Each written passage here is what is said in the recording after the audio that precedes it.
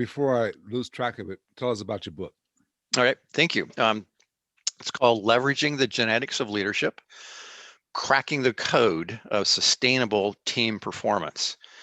And what I discovered in researching organizations that consistently perform at a high level, not a year, two, or three, but for 4, 5, 8, 10, 12, 15, 25 years or more. How do they do that from the standpoint of leadership? How do they consistently perform at an elite level? And what I discovered really was they don't allow every leader to come in and lead based on their personal values or what they think is a good leadership style. They're very clear, like this hospital identified empowerment. Elite organizations say, this is what you are to produce. This is the impact that you are supposed to produce with your people. And I saw things like empowerment, collaboration, servant leadership, Yep. respect, relationship, team, safety, both psychological and in manufacturing, industrial manufacturing, physical safety. Yeah. And the two that sort of surprised me the most was love and grace. Wow. For any corporation. The love and grace one actually came from a principal of an elementary school that in 5 years, but it was really love and grace to a pathway of collaboration. Wow. In 5 years, this school went from was failing on multiple fronts. 65% of its student population qualified for a free or reduced lunch, which meant that it was not, there's a whole lot of neighborhoods that are worse, but it was in that group where there's a sizable bit of poverty. In 5 years, it was the highest performing school in the district of 25,000 students.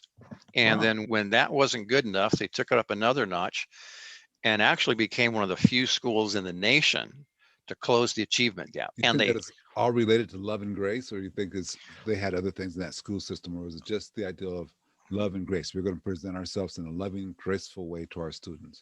When she told me that, that's exactly what I was thinking. And she read my mind. She said, that's not at all what I'm talking about. And so I said, okay. I said, tell me, but tell us. Yeah. She said, love and grace tells me that that I can have a difficult conversation with a teacher, staff member, but do it in a way that's kind and loving.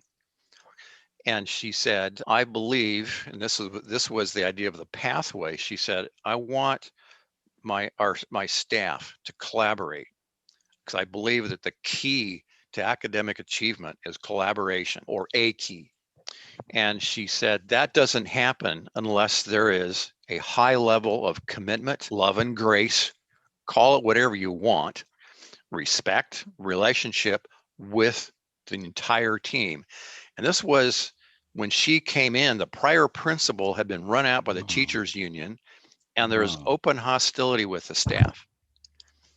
And when I sat down with her, I said, I want to talk to you about your approach to leadership. And she said, leadership? I don't know anything about leadership. She then went on to describe for me the most eloquent, detailed, thought out system or a formal way of approaching leadership. And the funny thing was, I have this mental model of a system. It's the reason the book is called Leveraging the Genetics of Leadership is because the metaphor is a DNA molecule. Yes. And in my head, I've got it all organized. And so she started off with the two sides of the double helix, love and grace and collaboration. Okay, I'm checking the boxes. And she got down to there was one, what I call a gene, or there's one part of the model left that she hadn't talked about, nor had she talked about the idea of grace. She talked about love, and we get down and my hour is almost up. And I said, okay, you've talked about love, you talked about collaboration, but you haven't used the word grace again in our conversation. And she pulls back the sleeve of her blouse like this, and she points, the word grace is tattooed on her wrist. Wow. She said, that's how we do innovation, which in my model, my mindset, that was the last thing we needed to talk about was innovation. And she said, tied grace and innovation together. Yeah. like, I wouldn't have made the connection, but she I did. still don't. Yeah. So here's where it connects. She said it takes 10 years for a good idea to get out of the halls of academia into the classroom. Okay. She said, when we're dealing with the lives of children, that's too long. If it's a good idea, we need to get that good idea into the classroom faster. Yes. Yes. So she said, I want my teachers to innovate and to collaborate one another around good ideas. Okay. And she said, we come up with some terrific ideas, but occasionally the good idea doesn't work. Yeah. On And she occasion. said that's when we have to learn to forgive ourselves. And she Oh, said, teachers are, as a group, hard. teachers are really passionate about education.